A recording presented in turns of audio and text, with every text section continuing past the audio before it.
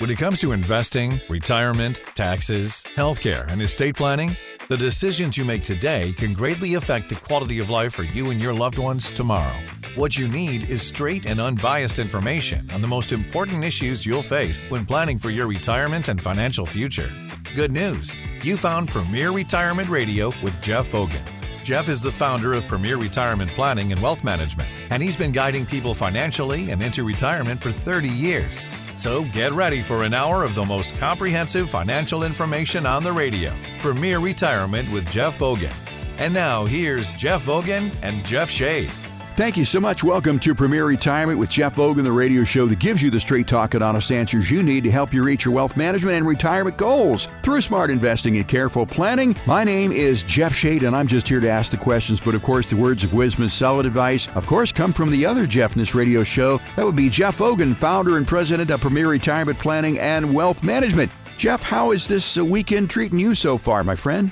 Well, not too bad. I've been wrestling my annual bout with laryngitis or something that always seems to get me when the weather cools off. But, I talk for a living, so I probably don't give it enough rest to get through it. I just keep powering on, and eventually it goes away. So hopefully I got enough voice to last me this hour, and we'll see how it goes. Well, I'm not licensed to talk about most of this stuff, Jeff, so unfortunately you're going to have to talk about it. But I think one of the big misconceptions is that if you live in the land of sunshine here in Tucson, Arizona, that you don't get sick. But, temperature and sunshine don't have to do anything with viral infections, and unfortunately you've got a little one here, and we're going to treat you fine here so that you can get through the rest of the show. Okay, there's a lot to talk about, and I don't mean to tax you on this, but I want to first off start off with the Iowa caucus that just finished here. Trump is the undisputed leader here. He has really taken this Iowa caucus. What do you think about that? Well, it still remains to be seen if somehow the Supreme Court is going to hold up and allow states from, limiting from the ballot. But I think that would only happen in states that he wasn't going to win anyway. So I think there's still a path for him to be a president again. I think the people remember how the economy was rocking and rolling. Whether you like Trump or not, he is divisive. He has some, glitches that I wish he'd kind of get rid of and, be a little bit nicer sometimes. But, the nice thing is he wears his words on his sleeve. You know what he's thinking. You know what he's going to do. He's the kind of guy that I think people want between them and the adversary, whether it's be foreign countries, like we're seeing, all this, uprisings of people that are getting a little bit bold and bombing our bases and attacking other countries, knowing that the present administration isn't going to do anything about it. And I think they'll back off if Trump gets in there, which is actually a good thing for markets. War is not a good thing for markets typically, or even the prospects of it, or seeing the discord amongst nations worldwide. So, that's one area. The other thing is the economy. I mean, the economy, the crazy inflation is getting out of control and still out of control, really. Right. Still growing at 4-ish% on top of, the 10 and 8 and 7, 6, all adding up to, 20+%. I mean, people's money is only going about 80% as far as it used to. And, even if wages are higher by 4%, that's still not giving people the buying power to really support a growing economy. Even though I think there's some number fudging going around with some of the earnings and some of the write-offs, one-time write-offs and the different things, layoffs here and government creating jobs there. There's a little bit of a disconnect on what's really happening, or what we think is happening, what's really happening. But I think the people with money, most investors, most people that work for a living and have to buy stuff, remember that even if they were Democrat or Republican or no matter who they voted for, when Trump was in office, things got better for every community, not just the white community, not just the privileged, white people. It was, the Hispanics, the Native American communities. All those people increased their everything from, jobs to incomes, net worths, to just the ability to sustain their lives at a higher level. And so, that's not been so long ago that people haven't forgotten that. So, no. The prospect of getting Trump back in there, I think, would be a huge boon to the economy. I mean, to the markets, at least. I don't know if it'll fix the economy. I think it might, because if the markets go good and people get a little bit more confident and are able to spend money, although most of the free money that's been, the helicopter money, as we call it, it's been given out over the last couple of years is kind of used up. There's not a lot of free money that would go back in the market. But I think businesses would be a little bit more confident, even to borrow money at slightly higher rates, because they're scared now to do that because the economy doesn't support, the growth that it needs to justify, taking loans and, hurting their balance sheets and having to pay more for workers. And all these things are, not good under the present administration. I mean, Biden hasn't done it. Biden economics, it's crazy. I think I heard a quote of him saying, hey, Biden, how come people aren't really too crazy about Bidenomics? And he says, oh, well, haven't you heard? It's better now. And the thing that nobody knows is who's responsible for it. It's like, what? As if he's responsible for what? The new great economy? He has no clue. He's never worked for a living. He's done corrupt business deals with his kid and all this stuff to raise money and to support his family. He doesn't even know how business works. He doesn't understand how people that actually have jobs have bills to pay, and he doesn't get to put them on a company credit card, so to speak. In other words, the taxpayer's pocketbook, which is everything he's done for 50 years it's all been paid by the taxpayer, and he could just do what he wants, and somehow, everybody in the same swamp protects him, and they protect each other. So I think just the idea that Trump could, still get kind of through all these fake faux trials and all those fake criminal activities that can't be proven and aren't proven, and the sham that is happening in court systems around America is mind-boggling. But, considering that he's getting through it, and he will get through it, and he could be the president again, I think is a really big deal to people that want to support their families, pay their bills, get ahead, have jobs, have a sustained economy, and make money in the market so they can retire someday. So I think it will create good optimism. And I think if you look at historical market trends around the election, there is an election cycle where the first 6 months of the year during an election cycle, and that's this year, typically the market is kind of flat to down. And I think we're going to have that, quite frankly. I think it's going to be flat to down, maybe a little choppy. I can't believe the resilience of the market in face of the economic stuff that we're going to talk about in a minute, I'm sure, because you always have questions about that. But as far as the economic cycle or the presidential cycle, once we know who the nominees are going to be, and once the public kind of gets a hint of things are going to change, now we could also see a big surprise like, a flipped election where the other party wins when every poll and every logical mind on the planet thinks Trump is going to win by a landslide and then doesn't. I mean, I hope that doesn't repeat again. I hope there's enough safeguards and watchdogs in place to where we don't get some of that, hey, we can hide under the guise of COVID and fake ballots and do homes and, write-ins and send-ins and ballot harvesting and all the other crazy things that happen that kind of, I think, twisted the election. I wouldn't call myself an election denier. I'm just an election realist. I see what happened. And the fact is it did not work the way it's supposed to work. And I think there was too much representation that wasn't really true representation. That was manufactured out of thin air in order to, orchestrate, a different outcome. But whatever, that makes me an election denier. I don't think that it was certainly fair. And if there was a fair vote, maybe it would have counted up and been the same. But I just don't think so. Stats don't prove that. If we think that there can be a fair election and that Trump is the nominee, I think the second half of this year is when we'll see the market rebound. I do also think that before that happens, because every statistic and every historical cycle says so, that we're going to go into a recession. There's always a recession. Every time there's been Fed tightening, there's always been a recession after the Fed starts untightening. In other words, once the interest rates start being dropped, which Powell said he would, the recession typically comes right after that, which is the only reason that he would even drop interest rates would be because he knows that there's recessionary pressures ahead. That all the stuff that's happened over the last 18 months, the fact that there hasn't been earnings. The market went up 30% last year, and earnings went up less than 1% on the average corporation in the S&P 500. Earnings up less than 1%, and they only started ticking up at the fourth quarter, which was the only thing that almost justified buying stocks in November, December, but they were already so overvalued, it really didn't. Yet, nevertheless, there's some momentum. There are some forgotten sectors that might, end up needing a little support. But when it comes to the actual value of the market compared to the actual economic situation we're in, there's a disconnect. It's a facade. It's a big smoke and mirror game. And Wall Street's the perpetrators. And they're doing it so that people like you and me will get all excited when Trump becomes, wins a thing in Iowa. When, the Fed says, even though I don't see a path to where they can lower interest rates 3 times and the market somehow thinks they're going to lower them 6 or 7 times, and somehow they think inflation is going to drop to 2%, even though for the last 2 quarters it's gone up. It's flipped. It's going back up. Right. And yet somehow they think there's going to be some reason for the Fed to lower interest. There's a total disconnect in the markets. Smart people think there's going to be a recession. Anybody who's a billionaire is not buying stocks. Why? Because they don't need to. They already have $1 billion. Why would they want to lose a bunch of it? It's kind of the same theory of a retiree that works with us. Is you've already got $1 million or $2 million or $5 million or maybe even a few $100,000 saved. Why risk losing it? I mean, this is your nest egg. This is your life's work that you want to retire on. Just like these billionaires, they still want to stay billionaires. Right. So why are they going in the market? They're not. Warren Buffett's selling billions, hundreds of billions of dollars worth of stock. You've got Mark Zuckerberg sold his own stock, $500 million. So there's still a lot of recessionary indicators that we've still got rocky times ahead. But the light at the end of the tunnel is what you just said. And that is, hey, it looks like Trump's got the support he needs. He's going to probably win the nomination.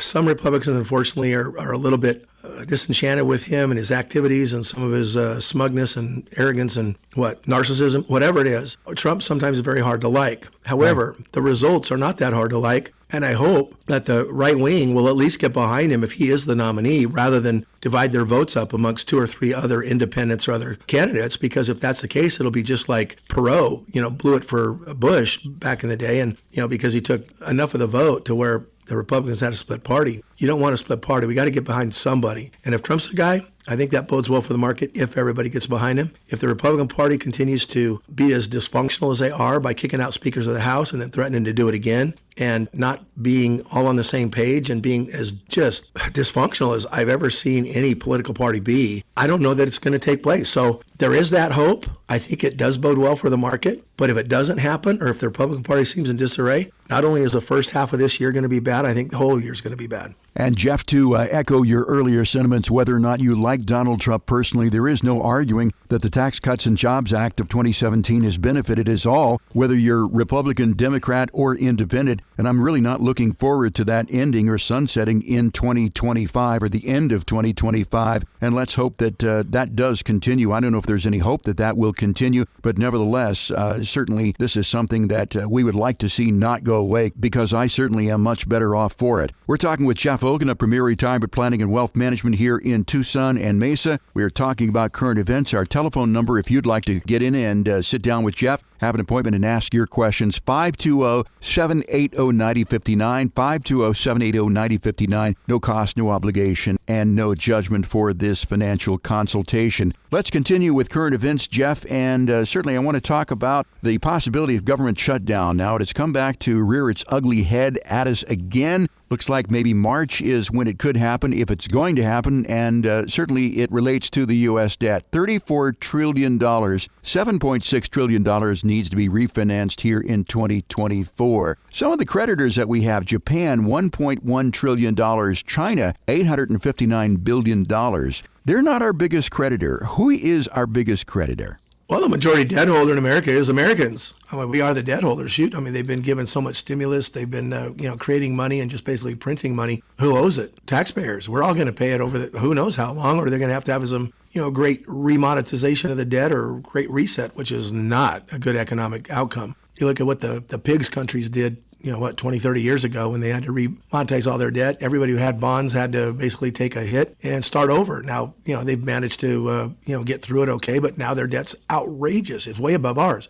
Same European countries. We're not too far behind that. Japan's been trying to fight this forever. Their Nikkei index was at its peak, I think it was in 1989, and it just barely is getting back there now. 40 years later, it's a long time. If we follow the same path as some of these other countries that just got into so much debt, the demographics were turning into more retirees than workers, just like Japan. We're following that same suit. We've got a lot of things to worry about, especially is how are we going to pay off that debt? How are we going to get out of the hole that we've dug? That somehow, Congress that loves to print money because it only helps themselves are going to keep doing it until what? Until we vote them out, until some sense of reason gets put back into play. The thing is whoever does it, whoever gets us back on track, whoever becomes fiscally responsible and actually makes the government live within a budget and spend less money than it makes, which has never happened, but should. If we even get close to that, if we start cutting expenditures for all these people whose cronies are getting paid with all this extra money that the government's printing, or the free money that they're giving out and the cronies that they're paying off with every bill they pass,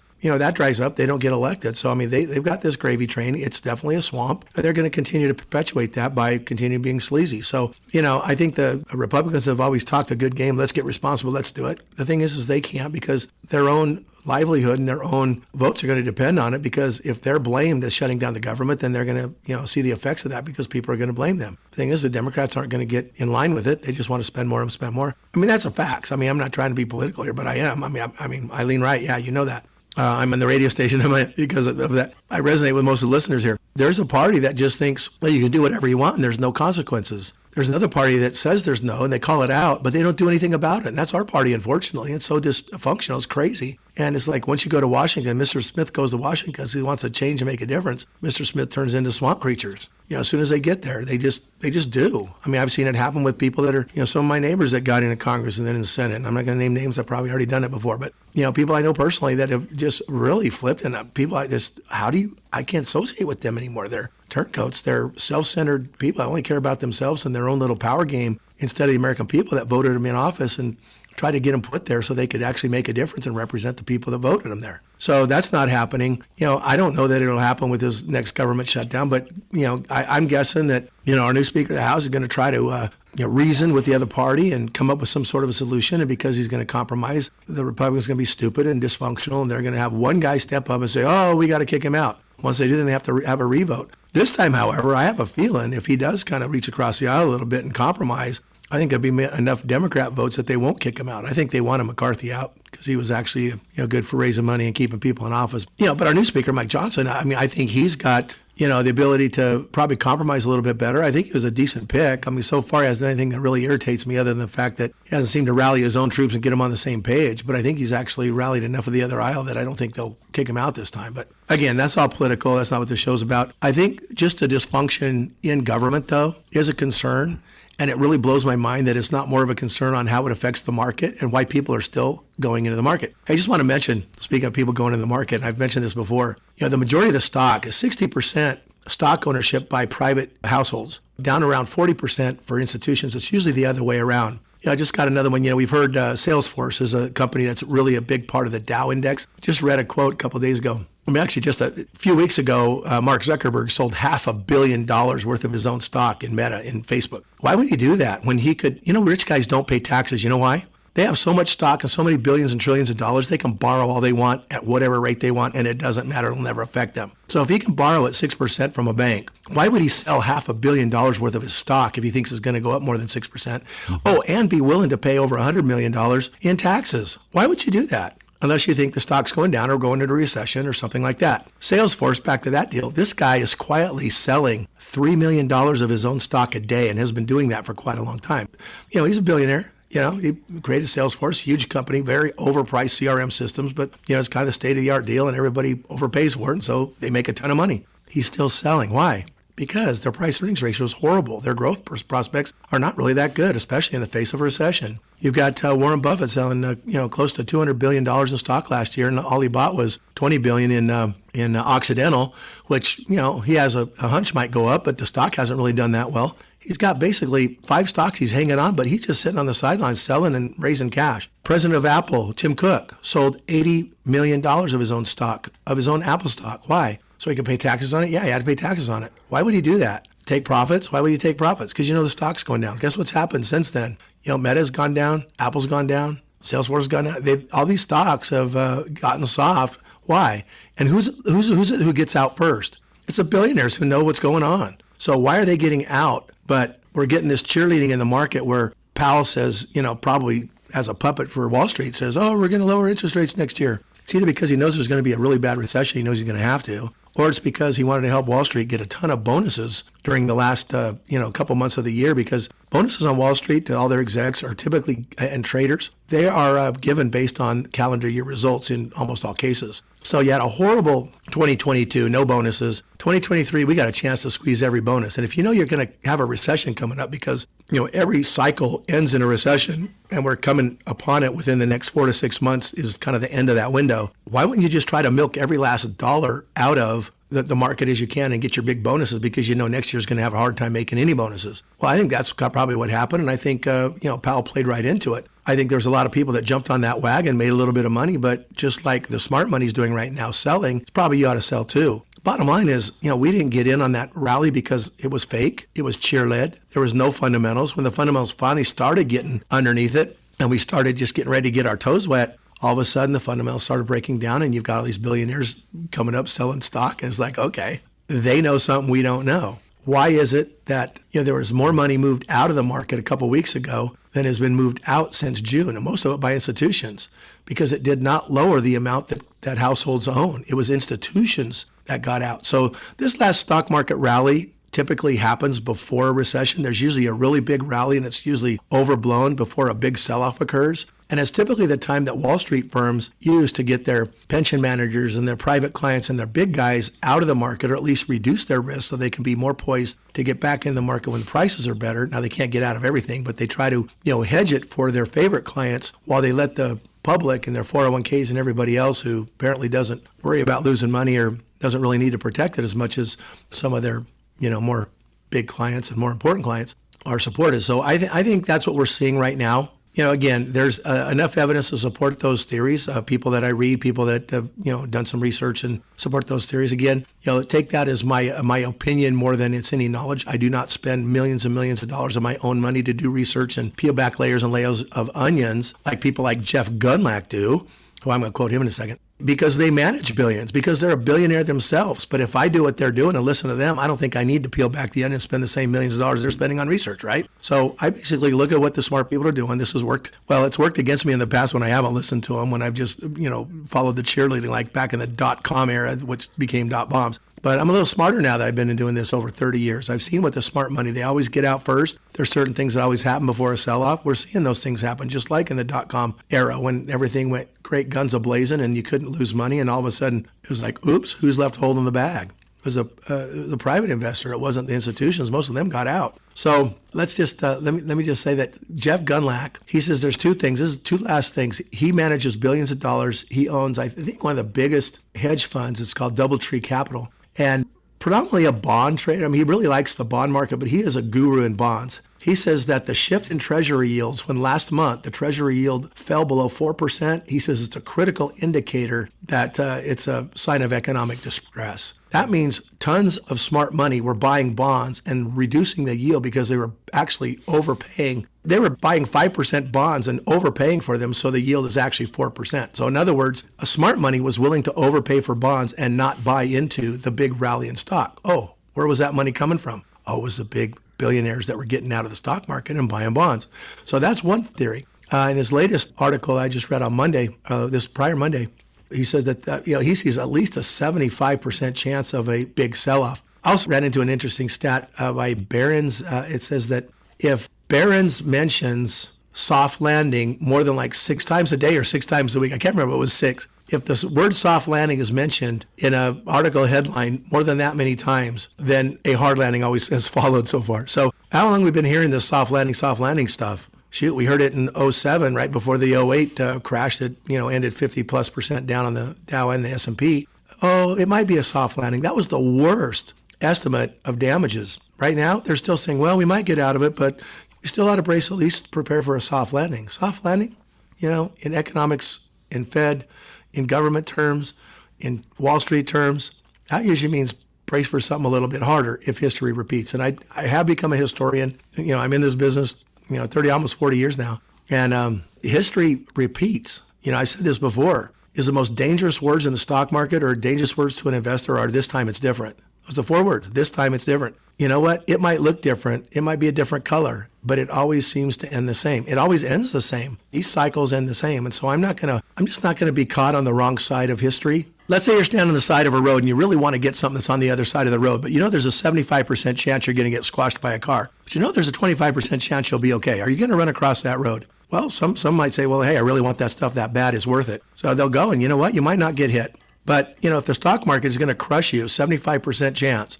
do you really want to run across that road because you want higher earnings? Or would you rather stay on this side of the road, be safe, and make 5 or 6% on your money because you don't have to take any risk, and, the bond market will provide that for you. So again, let's just, calculate the risk, calculate where you are in life. If you're getting ready to retire, you're retired, and you want to protect the money, market's not a place to go. If you are still growing the money, or if you have an amount that you can afford to play with, lose, or wait on, then keep that in the market. And so again, I'm more focused on not losing money in most of these broadcasts. We do have strategies for those people, maybe your kids, or maybe you're still working, you got 10 more years. We'll focus on that, and we'll have a certain portion of money that you're going to dollar cost average in, and we're not going to worry about. But by and large, if you're in asset protection mode, and I think that's where most people that listen to this program seem to be, at least the ones that call in and we talk to, are looking more to protect their life's work. And I just don't want to, lose sleep over their money because it's my job to not lose it. Our program is called Premier Retirement. We're talking with Jeff Fogan here of Premier Retirement Planning and Wealth Management, and we've been talking about current events. If you'd like to get in and sit down with Jeff and talk about your individual situation, how the circumstance in America may affect you in your journey towards retirement and really put you on a path towards a prosperous retirement, we're offering a no-cost, no-obligation, and no-judgment retirement review. To get yours, call 520-780-9059. Again, no cost, no obligation for this whatsoever. whatsoever. Just a friendly conversation between you and Jeff to get your questions answered. Once again, that number 520-780-9059. You can also request it online at premret.com, PREMRET.com. Jeff, time for a break. We'll be right back to answer listener questions, and we'll have more of our show right after this here on 790 KNST, Tucson's most stimulating talk. You can't start a trip you've never taken without a plan, and you can't start your retirement journey without a comprehensive plan to get there safely. To request your no-cost Premier Retirement Roadmap, call 580-780-9059 or request it online at premret.com. Now back to more Premier Retirement with Jeff Hogan and Jeff Shade. Thank you so much for making this a part of your weekend. You're listening to Premier Retirement with Jeff Vogan. My name is Jeff Shade. And if you're just joining us and you wonder about the first part of the show, maybe you want to hear it all over again, or you've missed any part of the show, remember, we're also a podcast. Simply go to wherever you get your podcasts, search for Premier Retirement with Jeff Vogan. You'll find this show and many of our past shows so you can stay on top of your journey towards a prosperous retirement. Jeff, in this section, of course, we have listener questions. We're going to start it off with Mike, who's listening to us in Tucson. Mike writes, is it worth paying a financial advisor to manage retirement funds if you're confident in your own financial investment strategies? I feel like I have a solid understanding of long-term investment strategies, and as such, I feel the roughly 1% of managed assets that I would pay for and any outside advice would exceed the gains that I might see. What's your opinion? Well, Mike, you're assuming you're as smart as every advisor out there. And if you think that your confidence in your own financial investment strategies is as good as you can get, then yeah, save the money. But the fact is plenty of statistics show that the average people that use advisors make more, about 2 to 2.5% more per year on average by using an advisor. Why? Because they have access to things that you don't have access to. As savvy as you are, you can't get private equity unless you have millions and millions of dollars. But tens of millions probably. I'm not just guessing. You're probably a middle-class guy that listens to the radio like everybody. I mean, if you got hundreds of millions, then yeah, you probably do have a good understanding, and you probably cruise out on your yacht and talk to a hedge fund manager to deal with your money. And although those guys are willing to pay 2 to 4% for good managers, it seems like the people that don't have money aren't willing to pay for something, even though the people that get rich usually pay much higher rates for managers because they pay for good managers. Here's the other thing is all you're going to do in life is a long-term strategy. Yeah, anybody can do that. And I would say don't pay a fee if you're just in it for a long-term investment strategy. Buy a piece of the QQQs, which is the NASDAQ index, buy a piece of the S&P 500 index, and buy it probably at Vanguard is probably the cheapest place you can go. And just dollar cost average in or just sit and hold it. And, over time, you'll keep up with the market. Why? Because that is a market-based thing. Now, if you think you have a good long-term strategy that can beat the market, then you're better than about 75 to 80% of fund managers, which typically have extensive experience, and I would venture to guess are more experienced and even more confident in their own financial investment strategies than you are. So I think, honestly, I don't mean to be rude, but I think just thinking there's no value in,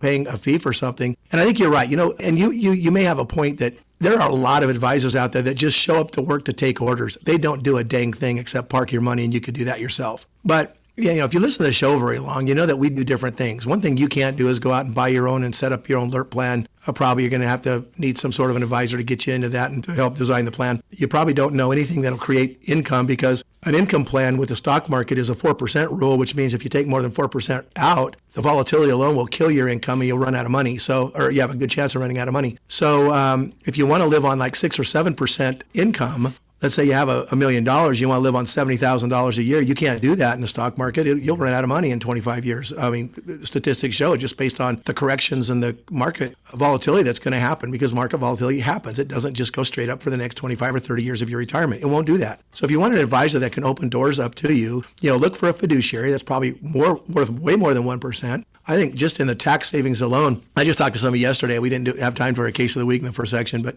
right. I just talked to somebody yesterday that came in that we just set up their plan recently, and he's saying like, okay, well, wait a minute. My taxes are going up a little bit this year, going up $20,000 this year. I said, yes, this year and next year, and $10,000 the next 2 years, but you're saving $30,000 in taxes for the rest of your life. His fees, their fees are probably going to be somewhere between $3,000 and $4,000 a year on the managed portion of their money because most of it's set up in these income stream. Let's just say it's about probably close to $5,000 or $6,000 a year. So if he pays $5,000 or $6,000 a year but saves $30,000 in taxes a year, was that worth it? Okay, well, if you can do that on your own, then you should. I don't know why you're listening to the radio if you just want to come in and challenge the fact that I charge a fee for giving valuable service. And yes, I make a really good living, but my clients benefit more than I do on an overall basis. And it seems to be that they're very pleased that they do so. I do understand because I do receive a lot of clients that have other advisors and they are not getting values for their money. And it does exist out there. So I understand your concern, but don't just assume that every advisor out there is a dunce or a deadbeat and doesn't do anything that you can't do, because there are a lot of advisors that take this business seriously, that dive deep into it every day,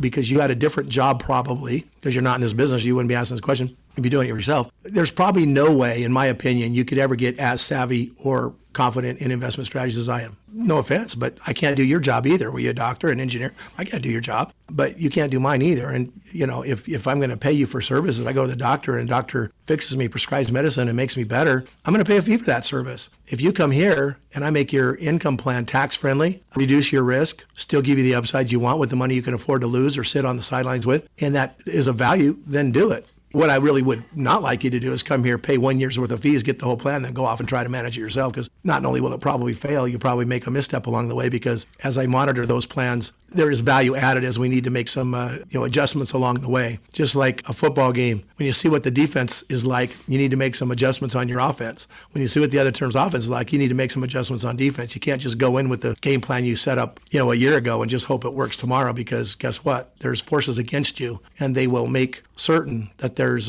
needs to change and to bob and weave and make some maneuvers along the way that can keep you on the path. And I also would say this to Mike, Jeff, is that even though you do have an understanding of long-term investment strategies, as Jeff said, you may not be equipped to design a tax plan for tax minimization. Also, you may not be equipped to talk about healthcare costs and to manage those, and also an estate plan. So I really think that getting the advice of a financial advisor, and as Jeff said, a fiduciary financial advisor, is the way to go. But we do appreciate you listening to us in Tucson, Mike, and we'll send you out Jeff's book, Retirement: The Road Ahead. Our next question, Jeff, is a little complex. It's from Kate in Green Valley, and she says, my spouse and I are in our 50s and live in very nice housing provided by his job. We were late to savings as we both worked for nonprofits and teaching jobs for many years and have 2 special needs children. We have no debt. We're now both making relatively decent money and are saving aggressively for retirement, maxing out 401k and 403b contributions to the tune of $30,000 each year, putting in the most allowed into our Roth IRAs, adding funds to our investment accounts handled by our financial advisor. In all, we're saving a little over 40% of our income each year, sometimes as much as 50%.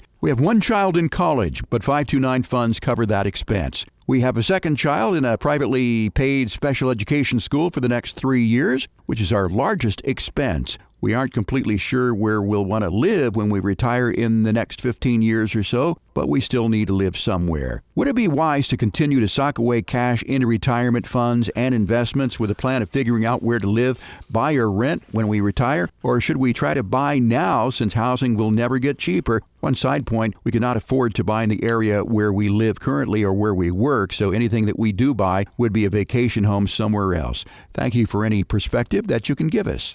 Well, it's nice that you're having housing provided by your company. I think buying a home does make sense because the equity will probably grow on par with equity anywhere else. However, over the long haul, real estate grows like at 3 or 4% a year. It doesn't really grow by 8 or 10. It does not keep up with the same growth rate typically as stock market investments go. However, having said that, 15 years, that seems like a long time. You could dollar cost average into the market with your 401k and 403b money, knowing that there's going to be some volatility. Frankly, I think the next decade is going to be tough. I think it's going to be kind of a roller coaster ride like the decade after the dot bombs. When they bombed, I think we're going to go through kind of a similar reset with that, and there might be kind of a lost decade where we have 2, major corrective periods during the next decade or so. Well, okay. Maybe depending on, you just started saving now, so I don't know what your situation is, but maybe every time you get to $500,000, you take a little bit off the table and, put it in something safe that guarantees some growth for income later, but you keep dollar cost averaging into the market and try to, make 8 or 10% on average on that money, which should keep up with the cost of real estate wherever you go. And then maybe you just pick and choose a pretty cost-effective place to retire to. There's a lot of places that are really good to work in because income is high and so is housing. Well, maybe you're taking advantage of that right now. But, Green Valley's a nice place to live. But, housing, what, has it doubled in the last few years? Mm-hmm. I mean, I just can't see it double in the next few. But I can see other markets that haven't grown in value, like some in the Southeast. There's some really nice places to live that you could go to. There's even places in more rural areas that you might want to just get out a little bit of land and, go to that's a little bit lower key and doesn't have high cost of living because you don't have high wages. Oh, by the way, I have a vacation home. So if you have a vacation home, either plan on renting it out and hope you have a good manager so you can make the money, to kind of keep it paid for and, keep whatever mortgage you might, have to get to own it. Also, just keep in mind, there's going to be taxes, there's going to be upkeep, there's going to be stuff that's going to cost you money. Owning a house just to own a house, unless you're living in it and benefiting by it, I think is kind of a crapshoot, especially if it's not in your general vicinity where you can watch it and take care of it, manage it, and live in it. My thought is, what if your company, instead of giving you just a nice housing that is provided by your job, could they offer to compensate you $4,000 a month so you can buy a place? In that case, then you get that equity play that might be available. Maybe they'd be up to that. I don't know if that's even a possibility, but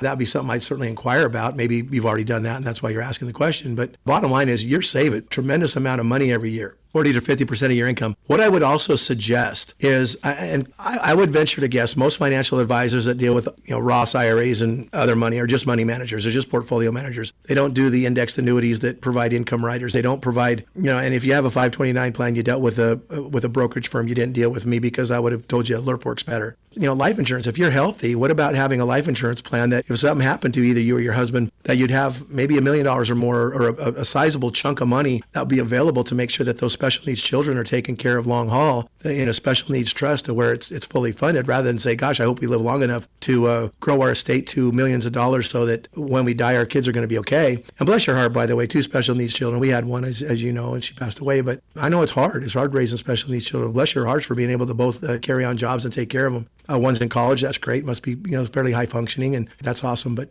bottom line is, you got responsibilities that typically end when kids reach age of majority, like most people's kids. Well, you've got those. You're still going to have those for the long haul, it sounds like. So, I would consider putting the extra money that you're not cramming into that 401k and 403b into stuff that would generate income, tax-free benefits, and death benefits that would more than compensate if one of you passed away early and you didn't have that income for the remaining period of this 15 years or so. So, and maybe you have some life insurance and maybe that's covered, but if you could do a plan where you could actually use it as a savings mechanism, a tax-free savings mechanism, so down the road in your retirement years, when you're possibly, and if you save this much and are really cranking full your 401ks and all that stuff, you may be in a tax problem when you have to start pulling that money out to live on. Maybe it'd be nice that all your other assets didn't cause you a tax problem, except when you earned the money. Once you put it in LIRPs, life insurance retirement plans, as I mentioned before, and maybe you haven't listened to enough shows to know how they work, but it's certainly something I'd like to dive into with you if you're interested, but is to overfund life insurance where you stick money away in a tax-free account. It doesn't bother you.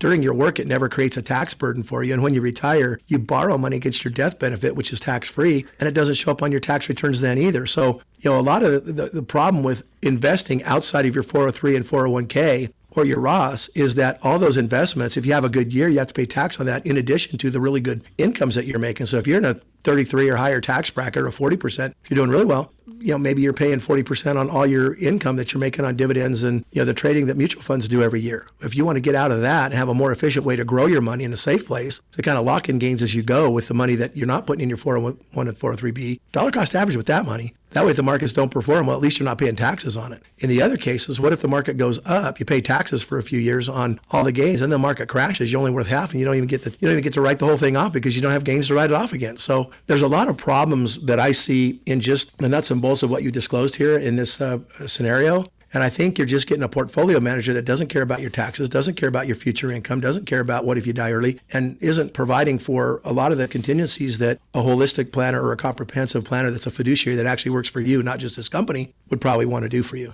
Kate, thank you so much for listening to us. All the best to you. And of course, your book is on the way. Final question this week, Jeff, comes from Lisa, listening to us in Dove Mountain. And Lisa writes, we have about $3 million in real estate assets, single-family rentals mostly, but about $900,000 on the mortgages. I'm 61, my husband is 56, and he doesn't plan to retire until he's 67. We have about $300,000 in an IRA and 401k and 403b assets. I don't take any income out of the rentals as my husband's income is $200,000. With our Social Security and pensions, our basics will be met. My question is, should I keep the rentals and turn them over to a property manager or slowly sell them over the next 5 to 7 years because I'm tired of self-managing? The current annual income after mortgages and all the expenses is around $70,000. That's before income tax is paid. Could I get the same income or drawdown if I sold the rentals and invested the money in stocks and bonds? Well, if you invested the money in stocks and bonds, I think you're probably looking at if you use the rule of thumb, which is a 4% rule, and honestly, with volatility that we've seen in the last decade or so, they've kind of lowered that to be about a 2.4% withdrawal rate, according to a Barron's article I read a few years ago, and some other things that have just come out lately. So if your net equity in these $3 million in properties because you own 900 is $2.1 million, and let's say you sold them as $2 million, let's just say it's $2.1 million. So let's say you sold them, you had $2 million, you put it in stocks. Okay, so you could continue to take $70,000 or $80,000 out per year, but you'd be paying tax on gains as you pull the money out. You're paying tax on interest and dividends that you might make on those securities and stocks and bonds, and maybe be left with about $50,000 to spend. I'm going to make this all about LIRPs, life insurance retirement plans. How would you like double that income in a tax-free paycheck every month? That wouldn't hurt you with all your other income. And if you didn't want double the income, you could still leave $2 or $3 million to your heirs. So I just did a plan. It's very similar to this. A client sold a small apartment building,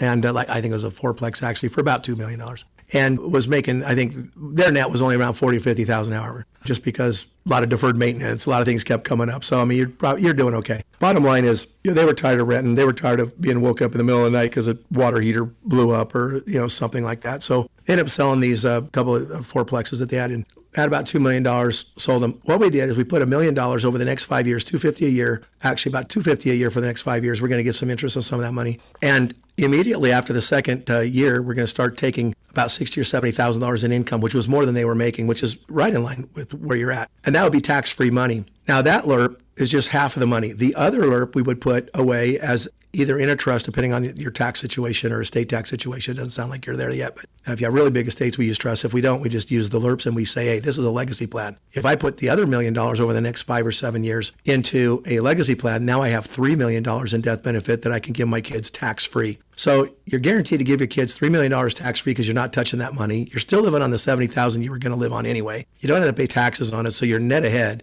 You're still going to have a death benefit on the LIRP that you're drawing the loans from, or you're not actually drawing it down, you're actually borrowing against it. And you might have basically double your equity by the time you die. Now, granted, could real estate be worth more than that? Yes, but are the headaches worth it? Maybe not. Even a real estate manager is going to charge you fees, which is going to put a big dent in that $70,000, probably about $10,000 a year minimum. Plus, you've got the deferred maintenance that's going to creep up in the next few years, because there always is, even if it's new houses or even if you just totally refurbed everything. Not everything stays refurbed forever. So, you're going to have those maintenance costs, those upkeep costs, the surprises, and all those things that are still going to stress you out. So you might want to look at a different type of a program, or let's say you sell it for $2 million and put something into an index annuity that guarantees you $70,000 a year for as long as you live, and then you put the other again into a tax-free LIRP. So it just depends on if you want taxable income, tax-free income, how much income you really need. Is your husband going to make the $200,000 forever? No, he's probably going to have to retire, and then you're going to end up having to take just Social Security and whatever you get off your investments. So if you can live on between $100,000 and $200,000, I see this as an easy fix, and you're still going to leave your kids millions of dollars when you die, if you are looking at doing that for heirs. And I don't know your kid's situation based on your question.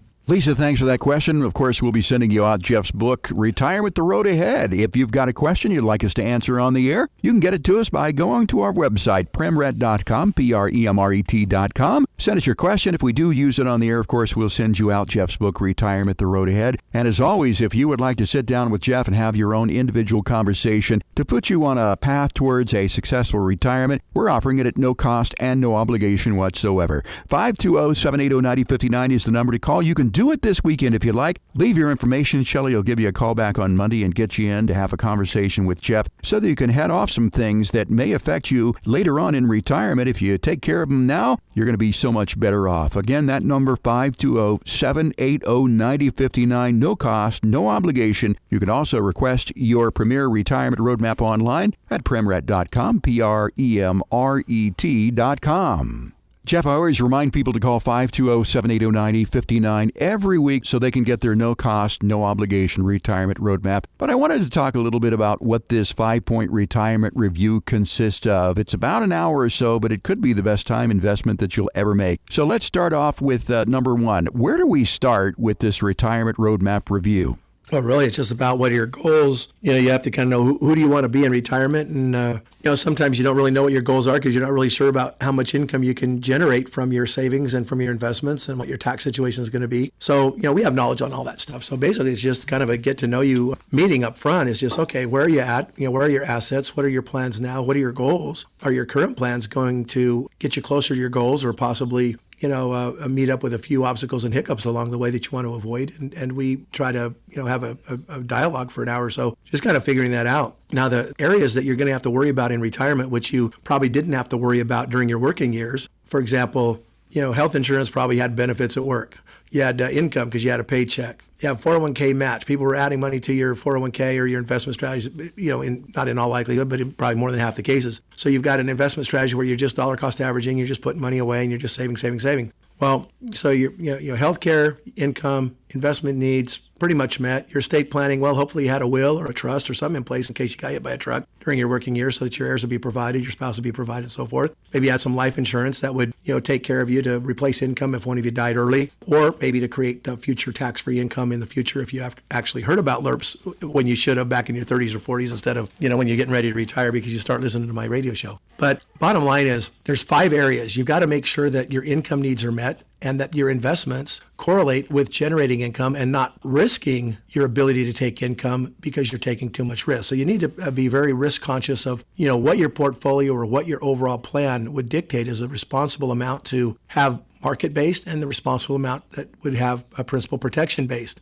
Now, just because the market doesn't go up and your principal protected doesn't mean you're going to make money when the market doesn't. I mean, you might make money the same year as the market does, and you might not make money the same year your market doesn't. But if you got money in the market and it goes down, you don't want to use that money when it's at a loss because you're going to lock in losses. It's nice to have money that you put into a principal protected account that might have even grown by 2 or 3 or 4 or 5 or 12 or 15%, but is locked in at that level, rather than giving back those gains when the market corrects. So you always want to have money that you can take out of a place without sustaining a loss, to the best ability you can. That's not always possible, but that's what we try to do. So income and investments have to correlate. You have to have the right risk tolerance and the right income plan to replace those paychecks that you're not going to get. Other than, when you're not working, you don't get that paycheck from work. You're just going to get those Social Security checks, maybe a pension check, and then whatever you can deal with from your investments. So we try to make sure that what your expected hopeful spendable amount is going to be, and we have a goal. So we try to make that goal and use as much of your retirement savings to not to lock up, but to actually set aside for income. In other words, we're going to just keep it out of the market and create that sense of security and guaranteed in some cases, but at least predictable income going forward. And then whatever you have left, we can decide, how much of that you really want to risk. Sometimes people say what? Why do I need to risk anything? It looks like I got all my income plans met. I like to just make sure that I don't lose the rest. That's fine. But if you say, I still like swinging for the fences. I still get an adrenaline rush when the market goes up. Let's risk a few $100,000. Let's risk a third of my assets, whatever. Let's risk half of them. Or I've got so many millions, I don't even need the money. Let's risk it all.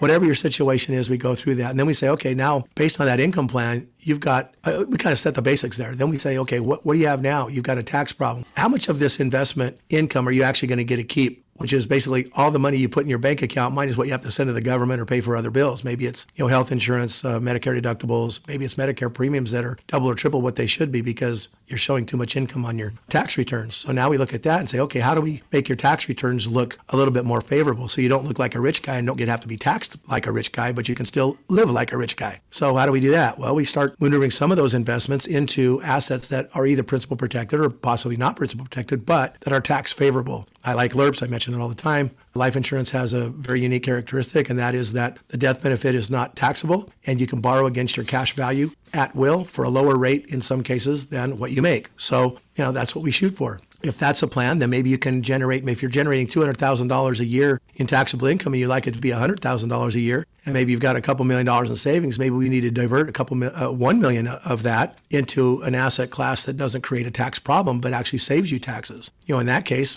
we only have to make about $70,000 or $80,000 off of that other, chunk of money in order to be the tax equivalent as $100,000, right? So, maybe you make 200 or 180 or 200, but you only pay tax on 100. Now you're paying less than half the taxes you would have paid if you were paying tax on the whole amount. So now we've got the first 3 done. Okay, what happens if you get sick? What happens if you go to a nursing home, can't take care of yourself, have a stroke, heaven forbid, like my father, get cancer and have to go into some treatments where you're just not really able to get around and do much, but the costs go through the roof. Are you going to be able to pay that out of savings? Or do you have a long-term care policy or health supplement that would cover those bills? Medicare does not cover long-term care facilities. If you have to go to a nursing home or an Alzheimer's facility, heaven forbid. And then, of course, there's the estate plan. Who do you give your stuff to? Who you want, how you want, with the least amount of trouble. So it's really a comprehensive 5-part plan. We look at it from top to bottom, but it starts with a conversation with you. What are your goals? Where are you at? And where can we get you to where you want to be? If you want your 5-point retirement review with Jeff at no cost, no obligation that does cover all these things, again, that telephone number 520-780-9059, 520-780-9059, no cost, no obligation for this, and certainly no judgment. You can also request it online at premret.com, premret.com. Jeff, out of time for this week. Thank you for your time, but also I want to thank our fine listeners here in the greater Tucson area for joining us. We'll talk to you again next week with another edition of Premier Retirement right here on 790 KNST, Tucson's most stimulating talk.